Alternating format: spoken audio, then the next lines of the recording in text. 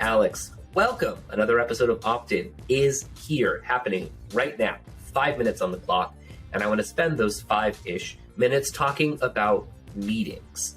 More specifically, those classic one-on-one SDR to manager meetings, performance review, pipeline review, helping with campaigns, etc. You were an SDR for quite some time. I was an SDR for quite some time. We actively run meetings right now. Would love to get your insight, maybe some advice out there for individuals who run meetings and go into meetings to make them worth their while. I feel like a lot of people say that meetings aren't worth their time. The classic, this could have been an email situation. So talk to me about meeting optimization. How would you make those individual one-on-one meetings more effective between SDRs and managers? Yeah, I mean, the shortest version of it is make it something that both people can get something out of. Obviously, there's more details in that, right?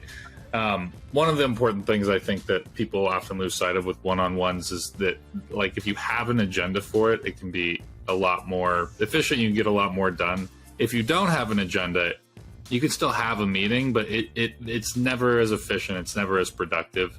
I don't even think that's true with just SDRs. I think that's just like a universal truth. Yeah.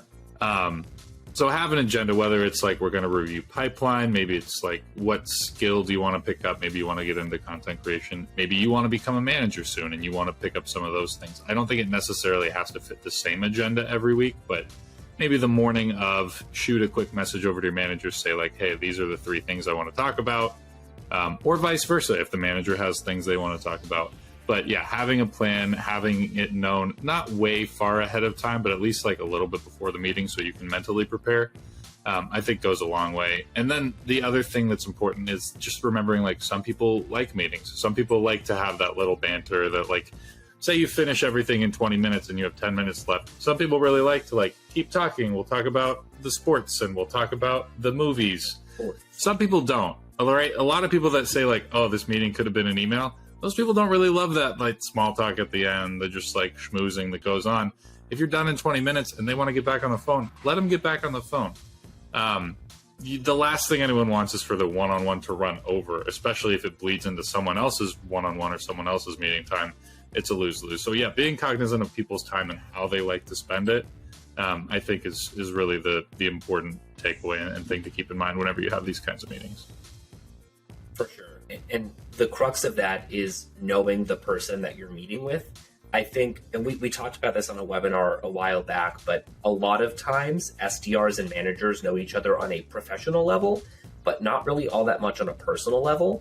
And getting into at least surface level personal traits, like I love to talk about sports at the end of meetings, or I'm just here to make money and I could care less about any type of banter that happens.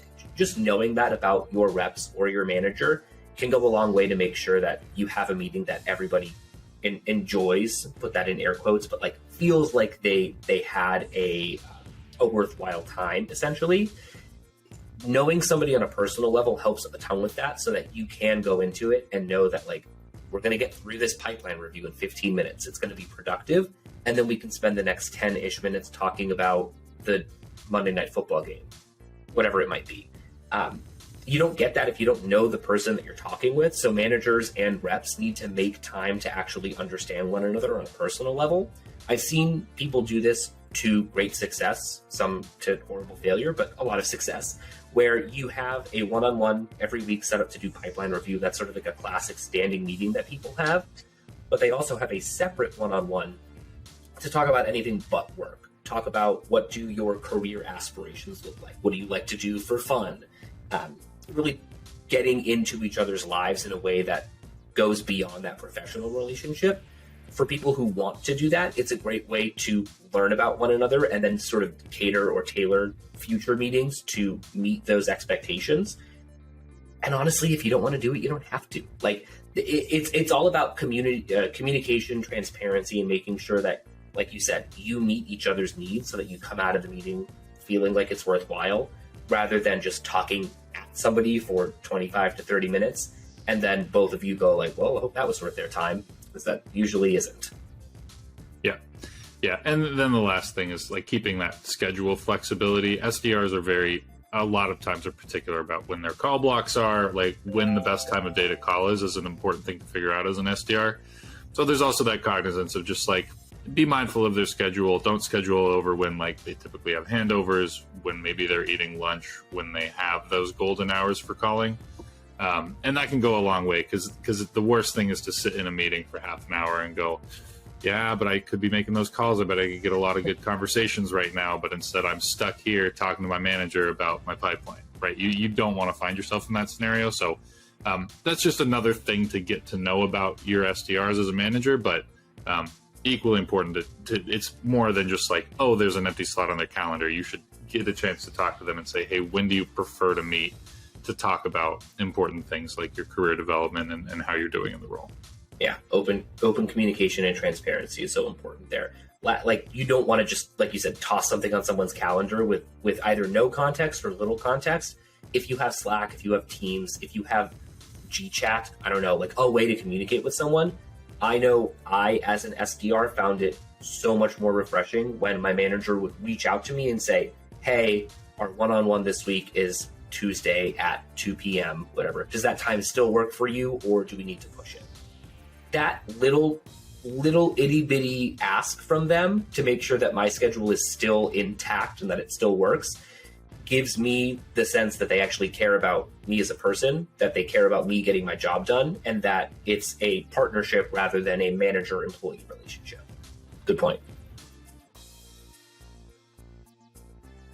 All right, AJ, 15 seconds. Tell everybody about opt-in.